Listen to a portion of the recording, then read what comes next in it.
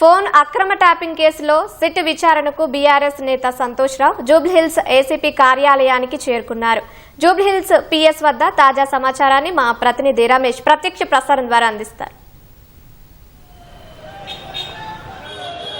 Phone tapping కేసులో కొద్దిసేపటి కిందనే రాజ్యసభ సభ్యులు మాజీ రాజ్యసభ సభ్యులైన సంతోష్ రావు ఇటు జూబ్లీహిల్స్ పోలీస్ స్టేషన్కి అయితే చేరుకోవడం జరిగింది. విచారణకు సంబంధించి కూడా నిన్న నోటీసులు ఇచ్చిన సంగతి తెలిసిందే. అయితే 160 కింద నోటీసులు జారీ చేసి ఈ కేసుకు సంబంధించి కూడా కొంత సందేహాలు ఉన్నాయి, వాటికి సంబంధించి కూడా విచారించాలి రావాలని చెప్పి కూడా ఆ నోటీసులో పేర్కొనడం జరిగింది. ఇప్పటికే ఈ కేసుకు సంబంధించి అయితే మాజీ మంత్రులు కేటీఆర్ తర్వాత హరీష్ రావుకు సంబంధించి కూడా సుదీర్ఘంగా విచారణ కొనసాగించడం జరిగింది. మొదటి నుంచి ఇటు ప్రధాన నిందితుడిగా ఉన్న ప్రభాకర్ రావుకు సంబంధించి కూడా స్టేట్మెంట్ను కూడా రికార్డ్ చేసిన సందర్భంలో కొంత సమాచారాన్ని అయితే ఇటు సిట్టు బృందం అయితే కొంత సమాచారం అయితే సేకరించడం జరిగింది. దాంట్లో భాగంగా దాంట్లో ఉన్న కొన్ని వివరాల ఆధారంగా సంబంధించి కూడా దీనికి సంబంధించి కూడా ఆ వివరాలను వివరాలు కూడా తెలుసుకోవడానికి కూడా నేరుగా ఈరోజు పోలీస్ స్టేషన్కి రావాలని చెప్పి కూడా సంతోష్ రావుకి అయితే నోటీసులు జారీ చేయడం జరిగింది. దాంట్లో భాగంగానే మధ్యాహ్నం 3 గంటలకు ఇటు జూబ్లీహిల్స్ పోలీస్ స్టేషన్కి రావాలని చెప్పి కూడా నోటీసులు చెప్పడంతో కూడా కొద్దిసేపటి కింద జూబ్లీహిల్స్ పోలీస్ స్టేషన్కి అయితే ఆయన రావడం జరిగింది. ఆయనతో పాటు కొంతమంది కార్యకర్తలు ఇక్కడికి రావడం జరిగింది. వాళ్ళు ఇక్కడ నుంచి వచ్చిన వారిని అందరూ కూడా అక్కడ పోలీసులు వారిని ఇక్కడ నుంచి నిలబడకుండా వారిని పంపించే ప్రయత్నాలు అయితే కొనసాగిస్తున్నాయి. ఎక్కడ కూడా ఎవరికి ఇబ్బందులు తలెత్తకుండా ముందుకు వెళ్ళాలని చెప్పి కూడా ఇక్కడ అయితే అధికారులు అయితే చూస్తారు. కానీ మరొక పక్క ఈ కేసుకు సంబంధించి కూడా చూసుకున్నట్లయితే ఈ కేసులో దాదాపు బంజగుట్ట పోలీస్ స్టేషన్లో కేసు నమోదు అయినప్పటి నుంచి కూడా దర్యాప్తు సంబంధించి కూడా ఇంకా కొనసాగుతుంది. దాంట్లో మొదటిసారిగా సిట్టు వేసి ఆ సిట్టులో భాగంగా కొంతవరకు అప్పుడు సిట్టు అధికారులు ఇటు 4 పోలీసు అధికారులను అయితే సిట్టు బృందం అరెస్ట్ చేసి రిమాండ్కి అయితే తరలించడం జరిగింది.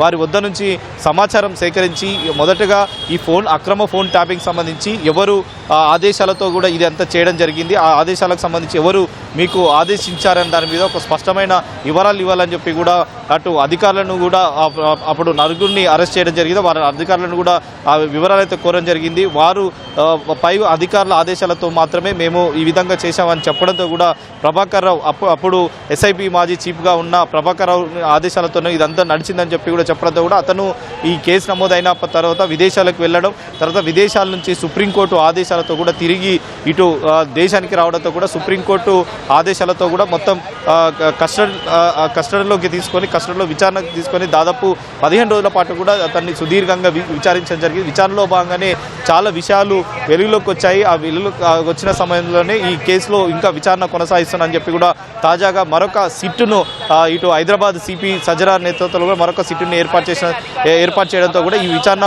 ముమ్మరం చేయడం జరిగింది. ఇప్పటికే ఒక ఛార్జ్షీట్ దాఖలు చేసినప్పటికీ మరొక ఛార్జ్షీట్ అదనపు ఛార్జ్షీట్ కోసం చెప్పి ఇటు తాజాగా వివిధ రాజకీయ పార్టీ నాయకులు కానీ తర్వాత బీఆర్ఎస్తో పాటు ఇటు మాజీ మంత్రులుగా ఉన్న హరీష్ రావు కేటీఆర్కి సంబంధించి కూడా వారి స్టేట్మెంట్ కూడా రికార్డ్ చేసి దీంట్లో ఛార్జ్షీట్ కూడా దాఖలు చేయాలని చెప్పి కూడా సిట్ అధికారులు అయితే భావిస్తున్నారు. కాబట్టి దీంట్లో పూర్తి స్థాయిలో అసలు వాళ్ళ పేర్లకు కానీ ఆరోపణలు అన్ని వస్తున్న ఆరోపణల నేపథ్యంలో కూడా వారందరూ కూడా వారి యొక్క స్టేట్మెంట్ అయితే ప్రస్తుతం అయితే సిట్ అధికారులు అయితే విచారణ అయితే కొనసాగిస్తున్నారు. విచారణలో భాగంగానే ఇప్పటికే ఇటు బీజేపీ కానీ తర్వాత కాంగ్రెస్ నేతలతో పాటు ఇటు బీఆర్ఎస్కి సంబంధించిన వారిని వరుసగా నోటీసులు జారీ చేసి వారిని అయితే విచారణ కొనసాగిస్తున్నారు. గత వారంలో దాదాపు ఇద్దరు ఇటు కేటీఆర్ హరీష్ రావు కూడా విచారించడం జరిగింది. విచారణలో భాగంగా సమాచారం కూడా రావడం జరిగింది. వాటిలో వారికి ఉన్న సందేహాలన్నీ కూడా సిట్ అధికారులకు వచ్చిన దర్యాప్తులో విచారణలోకి సంబంధించి కూడా వెలువడిన విషయాలు అన్నీ కూడా దీంట్లో ఇటు మాజీ మంత్రులను కూడా వారిని అడిగి ప్రశ్నలు అయితే కురిపించడం జరిగింది. మరొక పక్క ఈరోజు రాజ్యసభ సభ్యులైన సంతోష్ రావును కూడా ఇటు విచారణకు రమ్మని చెప్పి కూడా పిలవడంతో కూడా అతను కూడా నేరుగా విచారణకు తీసుకురావడం జరిగింది. అతనికి సంబంధించి కూడా ఒక డాక్యుమెంట్స్ అయితే ఒక పేపర్ అయితే లోపలికి తీసుకొని వెళ్ళడం జరిగింది. అధికారులు దాంట్లో చాలా పేర్కొన్న దాని విధంగా ఆ నోటీసులో పేర్కొన్న దాని విషయాలకు సంబంధించి కూడా అతను పత్రం రూపంలో కూడా తీసుకొని వచ్చే ప్రశ్న అయితే రావడం జరిగింది. కానీ విచారణలో భాగంగా ఇంకా ఎంతమందిని విచారిస్తారు, ఇప్పటికే బీఆర్ఎస్కి సంబంధించిన కాంగ్రెస్ సంబంధించిన కూడా కొంతమంది నేతలను అయితే విచారించడం జరిగింది. విచారణలో విషయాలు అయితే వారి ఇచ్చిన స్టేట్మెంట్ ఆధారంగా కూడా స్టేట్మెంట్లు అయితే అధికారులు అయితే రికార్డు చేస్తున్నారు. రికార్డు చేసిన తర్వాత అదనపు ఛార్జ్షీట్లకు సంబంధించి కూడా ఇవన్నీ కూడా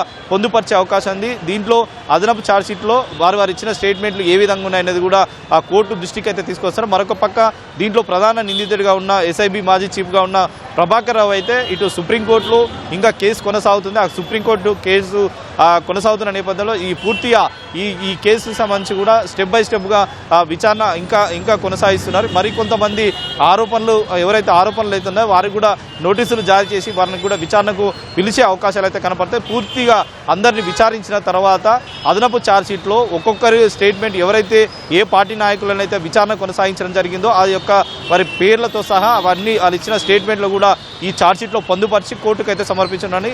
ఈరోజు మరి కొద్దిసేపటి కిందనే ఇటు సంతోష్ రావు వచ్చాడు కాబట్టి అతని కూడా సుదీర్ఘంగా విచారించి తర్వాత ఈ కేసుకు సంబంధించి కూడా ఫోన్ ట్యాపింగ్ దానికి సంబంధించి కూడా పోలీసులు సిట్ అధికారులకు సంబంధించి కూడా మరి ఎలాంటి ప్రశ్నలు అడుగుతారో ఆ ప్రశ్నలకు సంబంధించి కూడా చూడాల్సింది. ఎందుకంటే ఇప్పటికే ఇద్దరిని కీలక బీఆర్ఎస్ నేతలైన కీలక నేతల్లో ఉన్న ఇటు హరీష్ రావుని కానీ కేటీఆర్ కానీ ఇటు కేటీఆర్ని కూడా దాదాపు సుదీర్ఘ కాలంలో కూడా దాదాపు 8 గంటల పాటు కూడా వారిని అయితే విచారించడం జరిగింది. కాబట్టి విచారణలో భాగంగా కొంతవరకు సమాచారం వారైతే అధికారులు రాబట్టినట్టు తెలిసింది. కానీ ఇప్పుడు సంతోష్ రావు ఈరోజు మధ్యాహ్నం 3 గంటలకు రమ్మని చెప్పడంతో కూడా దాదాపు సాయంత్రం వరకు విచారిస్తారా, సుదీర్ఘంగా విచారించి అతను వద్ద ఉన్న సమాచారాన్ని కూడా పూర్తిగా తీసుకుంటారనేది కూడా ప్రస్తుతం అయితే వేచి చూడాల్సిన అవసరం ఉంది. Court studio.